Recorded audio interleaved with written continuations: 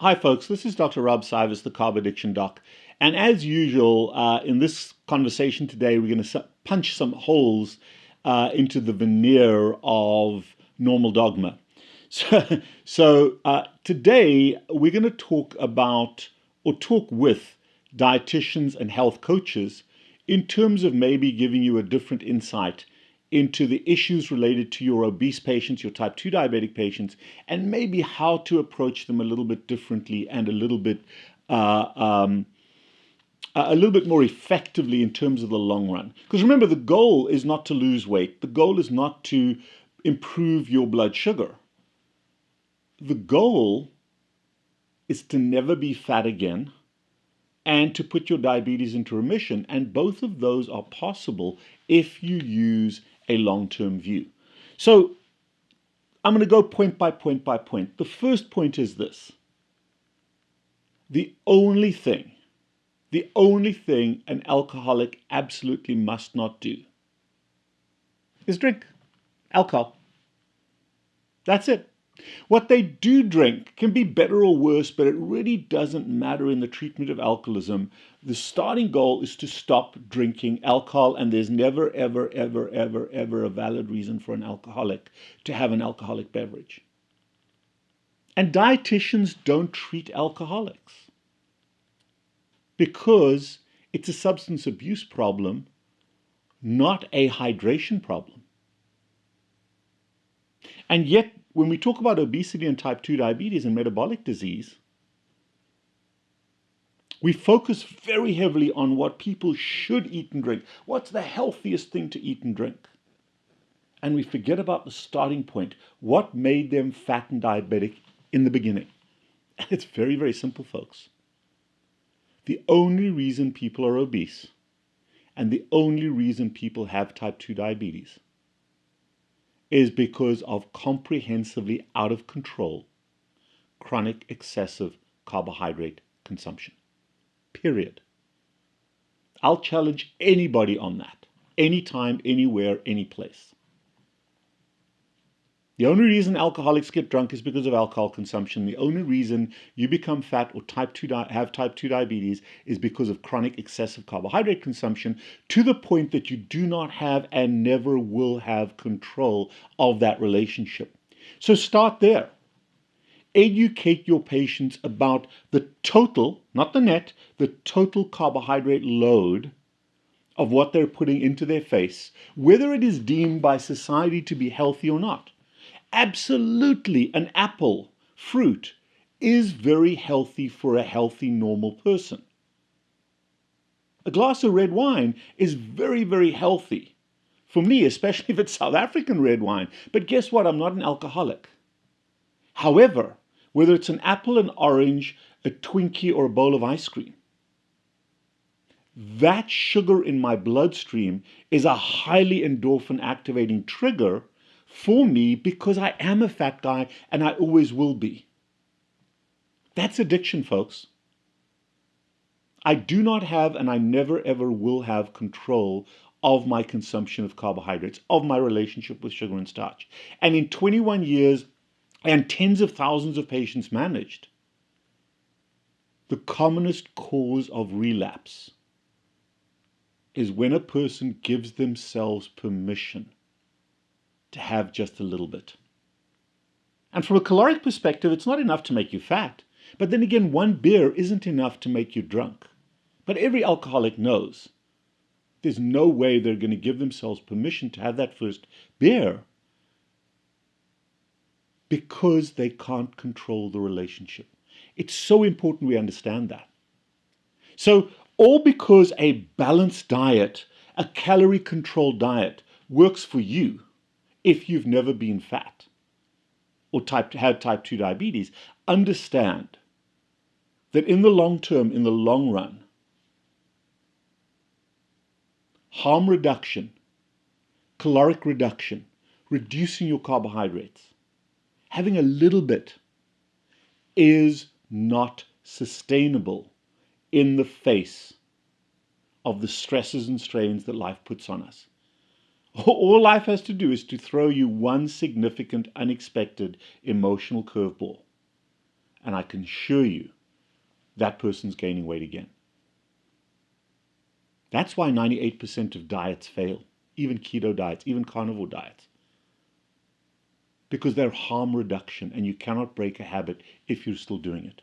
The slightly more complex problem when it comes to carbohydrates versus alcohol is you can measure alcohol and it goes into your mouth and it all gets absorbed. But when it comes to carbohydrates, that's not true.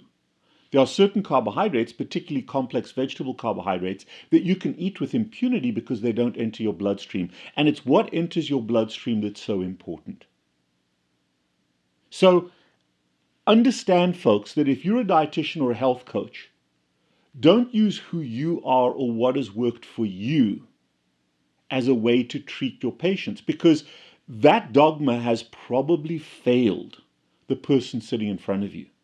Certainly the dogma of harm reduction, the dogma of balance, the dogma is you can have a little bit but not a lot, the dogma of caloric control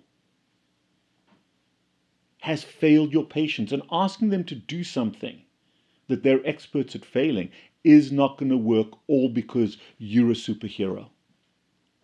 Be empathetic, stand in your patient's shoes, and look at what they are and are not capable of. The other thing also is they don't have to hit the home run at the bottom of the ninth inning. They don't have to do it all at once tomorrow. Some people can, but some people need to ease into this gradually, because there's both a psychologic and a physiologic withdrawal. Some people can tolerate the austerity of that, some people can't. Ease them into it, but know your patient. Know who can, know who can't, because the goal here is to be the tortoise, not the rabbit, if you know the fable. So understand who you are, understand who your patient is, and be your patient, not yourself, when you design a program for them. Remember, this program has to become part of that patient's life. It's not just something they do to lose a bit of weight. That's irrelevant. It's something they have to sustain to keep the weight or the diabetes in remission. And if you clutter it with too many measurables and too many rules and too much structure, it's unsustainable. Ask your patients to live a life that is reasonable, that is easy, not that requires measurements and tables and charts, and it doesn't work that way, folks. There are a few people that can do that, most can't. Create principles for your patients and have some wiggle room around those principles, except no carbohydrates. Whether they want to be mostly plant-based or mostly animal product-based, it doesn't matter. We're not looking for perfection. We're looking for good enough. And if you understand that, you are going to be so much more effective at helping people to change why they gained the weight in the first place, which is the objective. The goal is not to lose weight.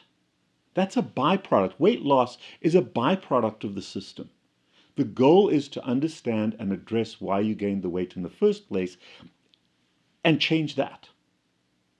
That's the focus. So help people to find a range of food that is acceptable, that is comfortable to eat, that's enjoyable to eat, so that they can focus on what they can eat and less focus on what they're not supposed to eat. But if you clutter it with too many rules, don't drink diet soda, it's so bad, we're not looking for perfection, folks. Remember the alcoholic.